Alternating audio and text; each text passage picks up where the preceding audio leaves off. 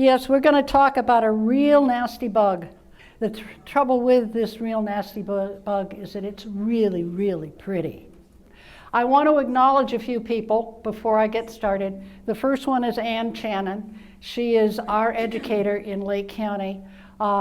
She's the primary author of this presentation, and but was unable to give it herself. So I want to make sure she gets acknowledged. She was assisted by Ashley Kohanek, Amy Stone, and Tom DeHaas. Tom DeHaas was our educator before Ann. So this is a homegrown product, and it's full of all sorts of good information. That's the critter we're talking about. And as I said, it's really pretty. Yeah. And why do I have a red bud down here? I'll explain that in a little bit. But those two go together in a very critical way. But this insect species really has a wide host range. It will feed on darn near anything. It does have certain favorites, but it will, just to keep itself going, will feed on anything it can get to. It does pose a significant challenge and risk to orchards, vineyards, nurseries, and home landscapes. Vineyards. Perhaps we ought to be really, really scared in Lake County because of our vineyards. Where did it come from? Surprise, surprise, surprise. It came from Asia. That's where the emerald ash borer came from. That's where the marmorated stink bug came from. That's actually where the Japanese beetle came from years and years ago. So we've had invasions of these hitchhikers, because that's what they do, they hitchhike. And so it's native to all of the Asia that's colored up here, and it did invade Korea in, and got after their grape industry. That was in 2006. Well, where does it arrive in the US? Well, funny, a lot of them come through Pennsylvania. And here, it got here in 2014 in Philadelphia. The quarantined counties are the ones on the left, and they were quarantined in 2017. That should tell you a little bit about it just right there. Within 3 years, you're in trouble after the first sighting. It did come to Ohio in 2020. Do the math. 2020, this is 2025. What do you think? It's probably all over the state of Ohio.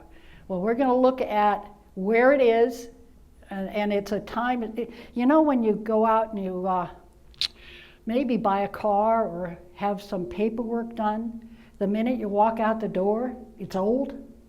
Yeah. The minute we take a picture of where the spotted lanternfly is, tomorrow it's different. We just discovered that last week it ended up in Columbus. And last week or the week before that, it ended up in Arizona. Yeah, it moves, but it doesn't move by flying. We're going to talk about that a little bit. This is 2021 in September, and you can see there's a whole concentration around Pennsylvania, Maryland, a few spots elsewhere. If it's got a red line around it, those are individual finds. But if we move over to February of 2022, look what's happened. You can see it's growing. There's this spot here, there's this spot. At any rate, it moves, and it moves fast. So we're going to go to the next slide. That's the one we just looked at on the right-hand side of the screen. Now look, it's already into Michigan. It's over here in Illinois. It's down in the lower part of Ohio. And it's growing even bigger over here. That's from February to December of the same year. That's within a year. One last comparison. There's the December one over there. And look at what's happened to Pennsylvania. Is that ridiculous? And look at what's going on in New York. It is moving, folks. And this is 2024, so it's as close as we can get to today's date in this type of representation. And as I said, it has now been seen in Arizona. Okay, this is where it spread in Ohio, the Lorain County, and found in Elyria. And as you can see, there are other detections of populations in those other areas. And I want to point out these last two. Rest stop. How do you think they got there? They hitchhiked on somebody's car. Somebody's car probably coming from Pennsylvania. So you have to be very, very careful, and we're going to talk about that later, because if you're in a quarantined area, or even if you're not, if you know that they've been seen in an area, double check your car before you move it. Well, this is Ohio. It's as of April 9th, 2025, and of course, it's already out of date because it is moving throughout Ohio. You can see it's not yet in Lake County. And by that, I don't mean they haven't been seen in Lake County. It means there is not a breeding population found in Lake County. Because if there's a breeding population, that means there's an infestation. So these are sightings. Again, this is out of date by 2 weeks. But this is where the sightings have been in throughout Ohio.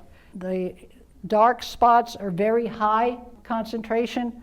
The lighter the dot, the fewer the observations, and yet they're there. And the thing that I hope you keep in your mind is these dots that, like here, this one from Knox, it's not in a group of dots, it's a single dot. How did it get there? It ain't flying, folks, because it can't fly. It hops. So it hops onto somebody's car. It hops onto a train. It hops onto a pallet heading to the United States. That's how they all get here, by hitchhiking. There's Lake Erie. These are the ones that have been found in the summer and fall of 2024. As you can see, it's the side of the county that is next to Cuyahoga, because that's where there is a huge population, and it's hopping into Lake County. It has stopped, sort of, we think. At least it hasn't been observed anywhere. It was observed in Painesville City, because that's what that is, I believe. And so it's getting closer to us. So what do we know about it and its life cycle? It takes a year. They've tracked it in Pennsylvania. It takes a year for an entire life cycle to occur. That means the egg mass through the nymphs and into the adult stage. That, they believe, is how it's going to happen in Ohio as well. It's going to be the same thing. There's not going to be a speed up or a slow down. The life cycle will be about the same as it is in Pennsylvania. So it starts with the egg mass, and we're going to go through this a little bit more completely.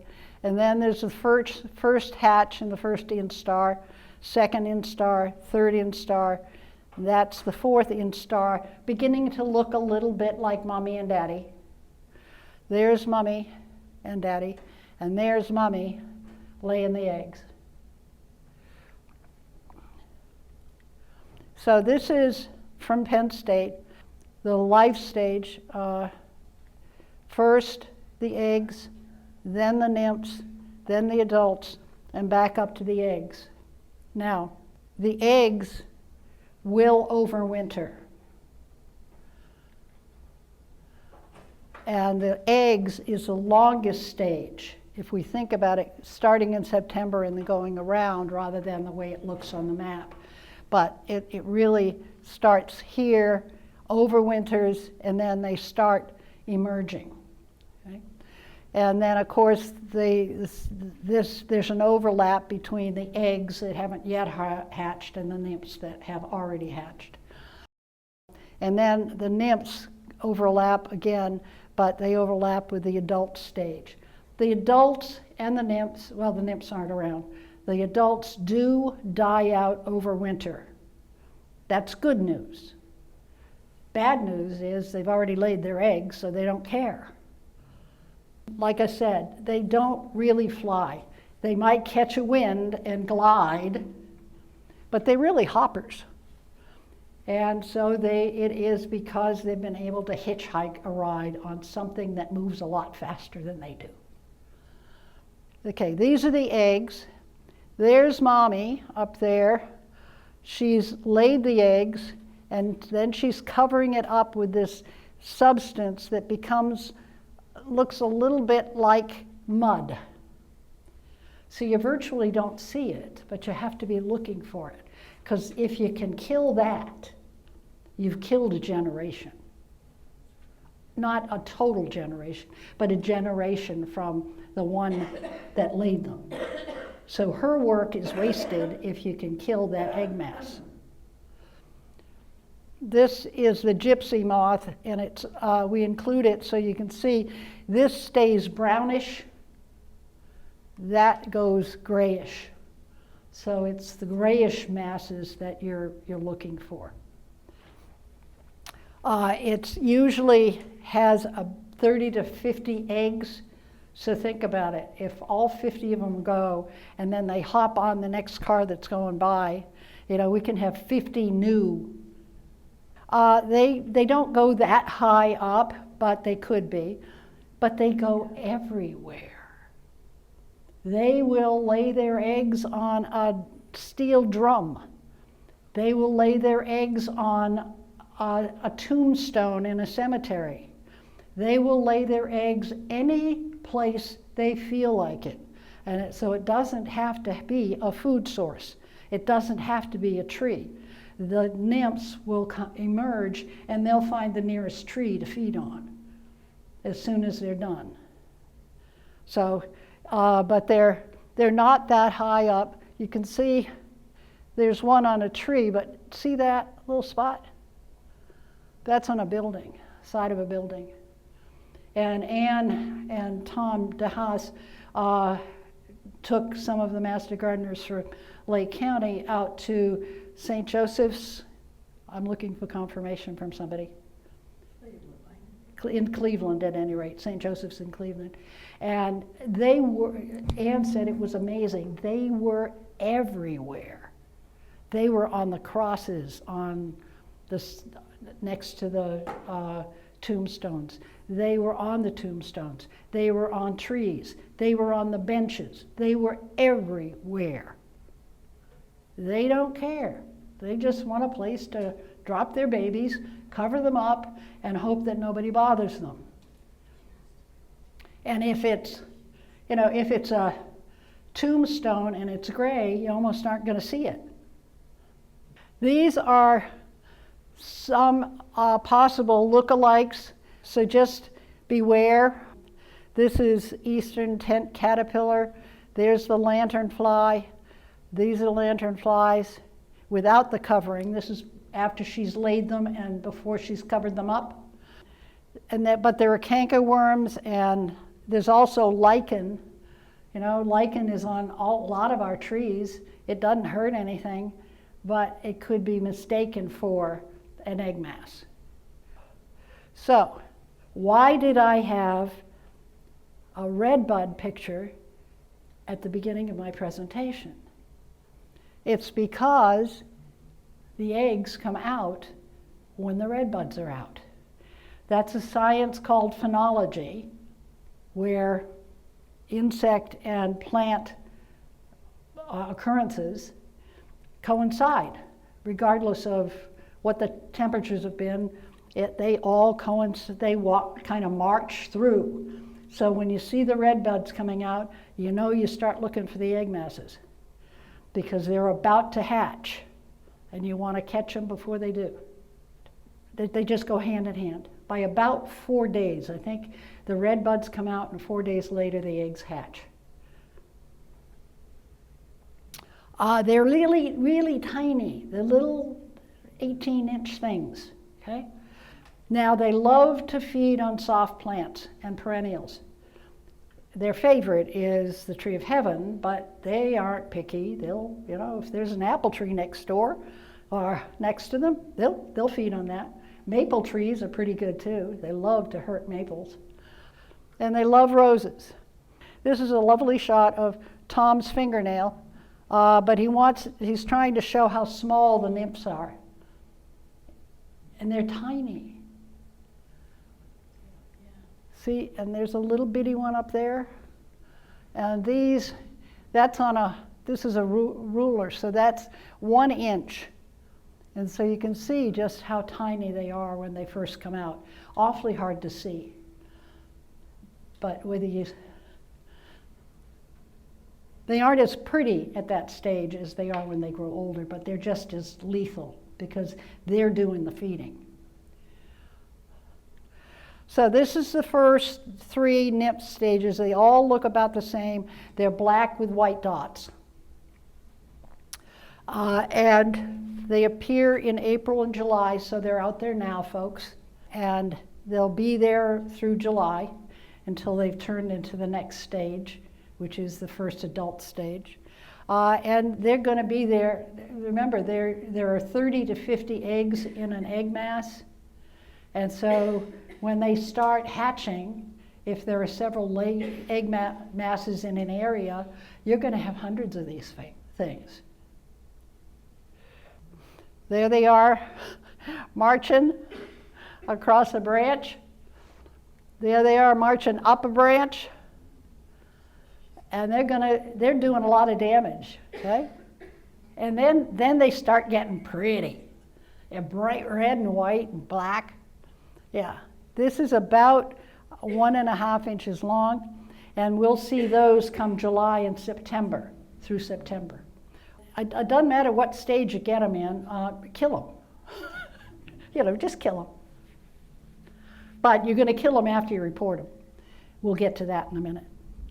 So again, this is that puppy right there, and he's about a half an inch long, okay? But you'll see him because he's big enough to be seen now. These are some look-alikes. I'll bet you have probably seen these two, box elder and the milkweed bug and the milkweed beetle. Those are not the spotted lanternfly, and they're not destructive. They come in my house and I look at them, and my husband picks them up and puts them outside again because he won't hurt them. But I will instruct him when he sees a spotted lanternfly that he doesn't get to save that one. This is the adult.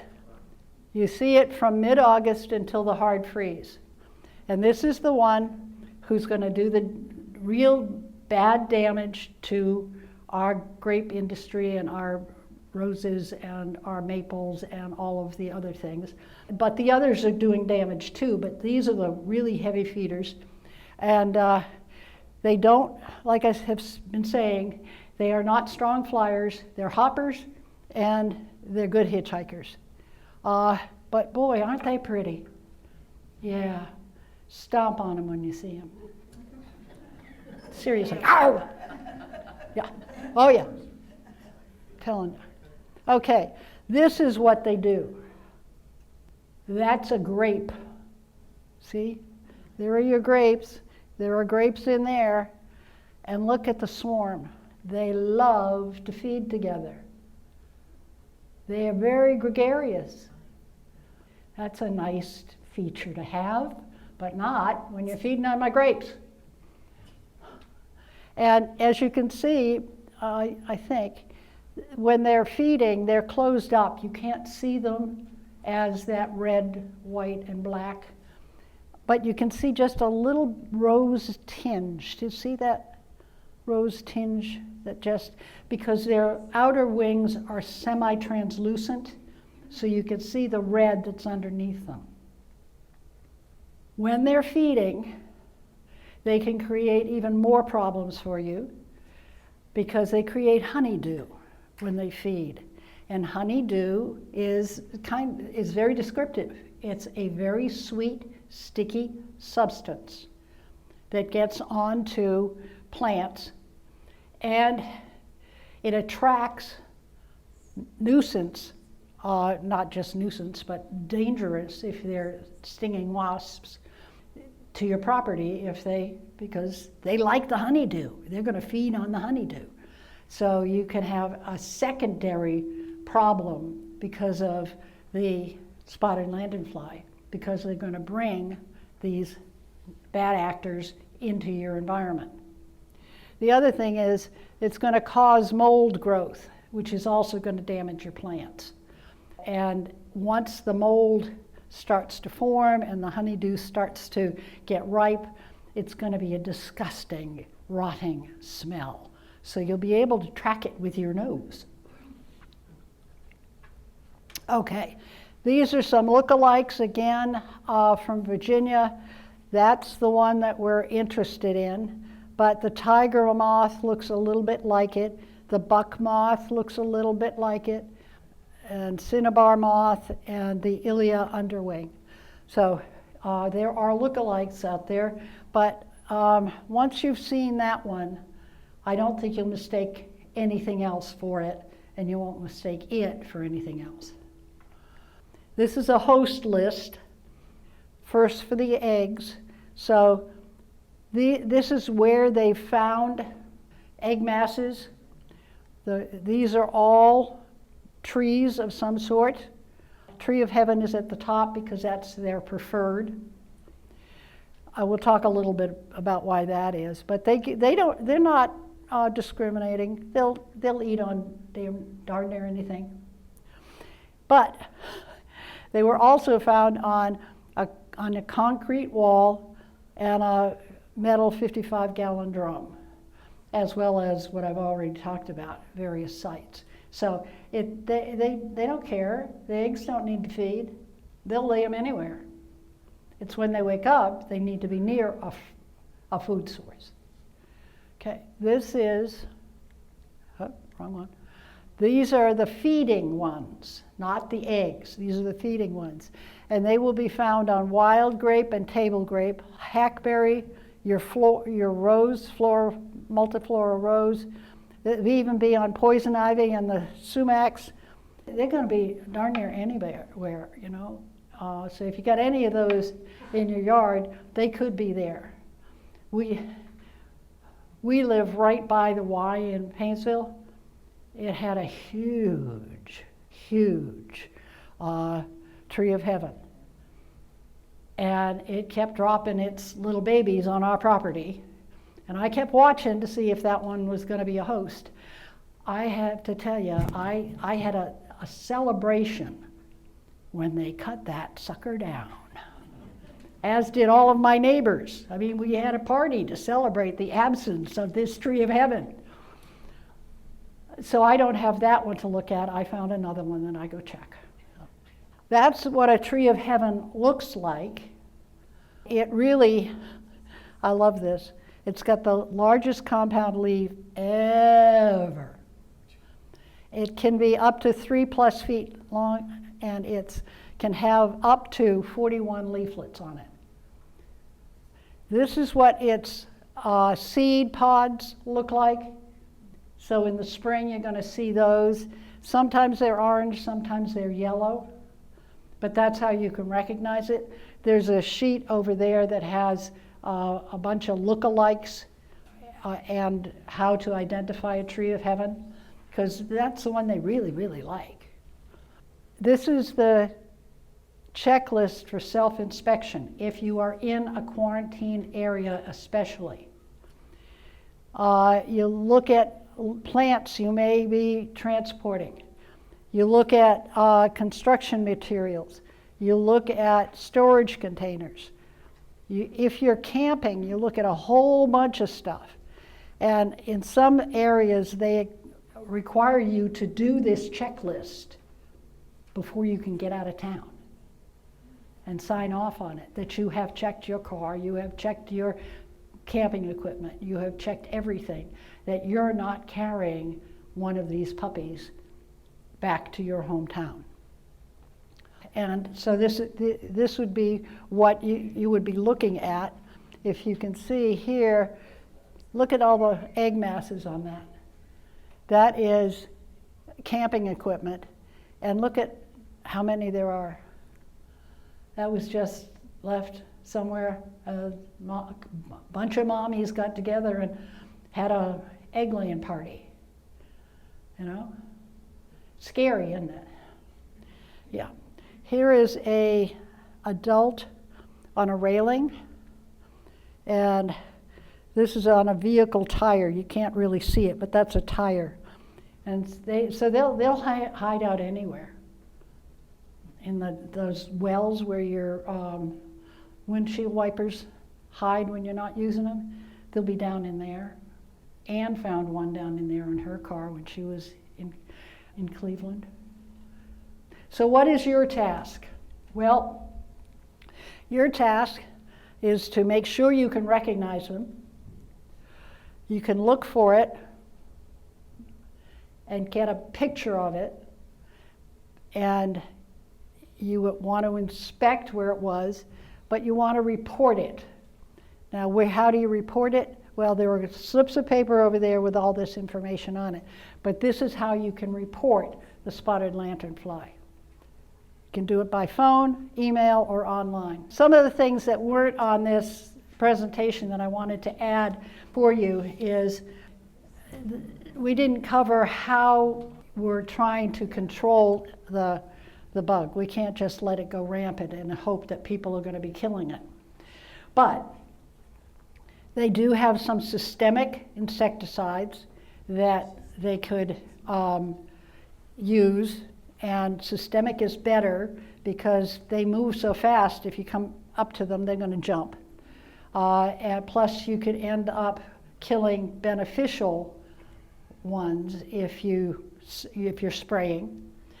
There are some natural predators, believe it or not, that will eat them as fast as they can get them. Yes. The 8-spined soldier bug will eat them, and two kinds of mantises, the Carolina mantis and the Chinese mantis, love them.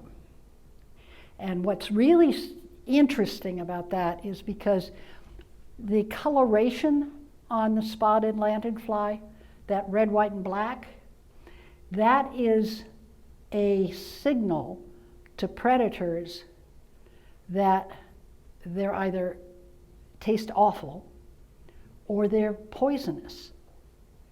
And so the predators will stay away and not attack them. However, these guys are either colorblind or they don't care.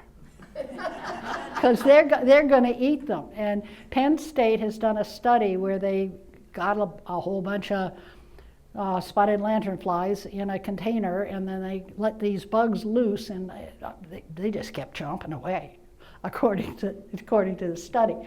The other thing that one of the reasons they favor the tree of heaven is because the toxins in the tree of heaven get into their system, and so then they really do taste bad. And they use that relationship, it's a symbiotic relationship with the tree and themselves, to ingest this noxious substance that makes them unpalatable to the predators. And I mentioned the coloring. It's not just spotted lanternflies, but lots of species have distinctive coloration so that they can scare away predators.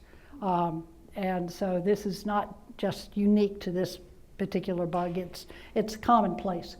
We've got spotted lanternflies in 19 states: Arizona, Connecticut, Delaware, Georgia, Illinois, Indiana, Kentucky, Maryland, Massachusetts, Michigan, New Jersey, New York, North Carolina, Ohio, Pennsylvania, Rhode Island, Tennessee, Virginia, and West Virginia.